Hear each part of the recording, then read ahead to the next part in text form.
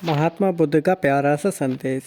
सुबह सुबह दो व्यक्ति बुद्ध के पास आकर प्रश्न करते हैं, तथाता हूँ कि ईश्वर होते हैं या नहीं। मैं आपसे ये पूछ रहा हूँ कि ईश्वर होते हैं कि नहीं, आपका क्या मानना है। बुद्ध ने कहा तुम गलत हो, ईश्वर होते हैं, जाओ जाकर खोजो और खोज करो।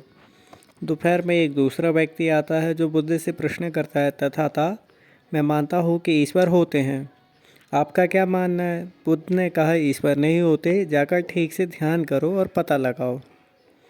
शाम के समय तीसरा व्यक्ति आकर बुद्ध से कहता है, तथाता क्या आप मुझे बता सकते हैं कि ईश्वर होते हैं या नहीं। इसके जवाब में बुद्ध ने कुछ नहीं कहा और कुछ नहीं बोले। बुद्ध के शिष्य आनंद ने ये तीनों जवाब सुन लिए और रात में सोते समय बुद्ध से बोले, आज मैं सो नहीं पाया, आपने तीन लोगों को अलग अलग जवाब क्यों दिए। बुद्ध ने कहा कि ये जवाब मैंने तुम्हें नहीं दिए, उन लोगों को दिए थे, फिर तुम क्यों परेशान हो रहे हो। आनंद ने कहा, जिस प्रकार मैं जानना चाहता हूँ कि आपने ऐसा क्यों कहा, क्योंकि वह तीनों तो आपसे प्रश्न करने ही आए थे। तो बुद्ध ने कहा कि जो सुबह व्यक्ति आया था उसने बिना खोजे ही मान लिया था कि ईश्वर नहीं होते थे।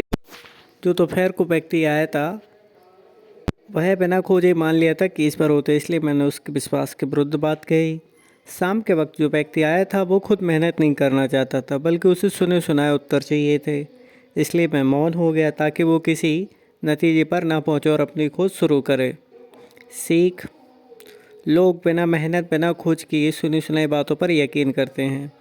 अगर आप ज़िंदगी में दुखी भी इसी वजह से हो, क्योंकि आपको अनुभव किसी चीज़ का नहीं होता तो आप उस चीज़ के बारे में नहीं जान सकते।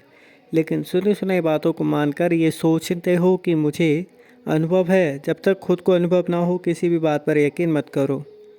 अगर आप किसी बात पर यकीन नहीं करेंगे तो आप खुद